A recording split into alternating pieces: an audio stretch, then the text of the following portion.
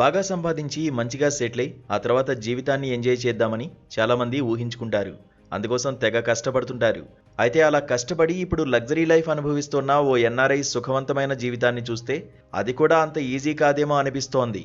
అమెరికాలో దశాబ్దాల పాటు విజయవంతమైన టెక్ కెరీర్ ముగించుకుని సుమారు $12 మిలియన్ అంటే సుమారుగా 100 కోట్ల రూపాయలకు పైగా నికర సంపదతో స్వదేశానికి తిరిగి వచ్చిన ఓ భారతీయ ఎన్ఆర్ఐ అనుభవం ప్రస్తుతం సోషల్ మీడియాలో చర్చనీయాంశంగా మారింది.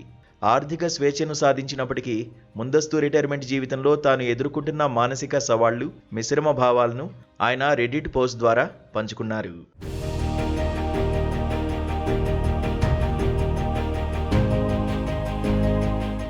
మధ్యతరగతి నేపథ్యం నుంచి వచ్చినట్లు పేర్కొన్న ఈ ఎన్ఆర్ఐ తన ఆర్థిక ప్రయాణాన్ని వివరించారు.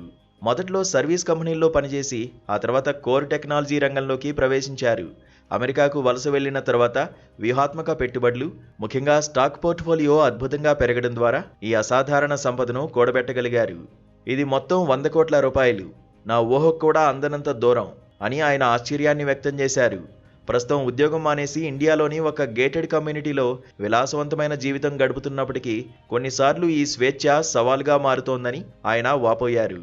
ఆయన రోజువారీ జీవితం ప్రధానంగా ఆరోగ్యం, కుటుంబం చుట్టూ తిరుగుతోంది. రోజుకు కనీసం 3 గంటలు స్పోర్ట్స్ లేదా జిమ్లో గడపడం, పుస్తకాలు చదవడం, టీవీ సీరియల్స్ చూడడం, కుటుంబంతో నాణ్యమైన సమయాన్ని గడపడమే దినచర్యగా మారిందని సదరు ఎన్ఆర్ఐ చెప్పుకొచ్చాడు.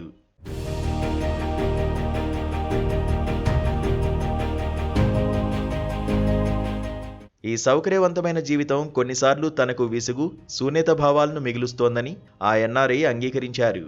అయితే కొన్నిసార్లు బోరు కొడుతున్నా మళ్లీ పాత టెక్ కంపెనీలోని ఒత్తిడి, కష్టపడ్డాన్ని మాత్రం ఊహించుకోలేనని స్పష్టం చేశారు. అయితే తన కుటుంబంతో గడిపే సంతోషం కోసం ఏ ప్రమోషన్లు లేదా టైటిల్స్నైనా వదులుకోవడానికి సిద్ధమని పేర్కొనడం ద్వారా తన ప్రాధాన్యతను నిరూపించుకున్నారు. ఇదిలా ఉంటే ఎన్ఆర్ఐ పోస్ట్ రెడిట్లో చర్చకు దారితీసింది.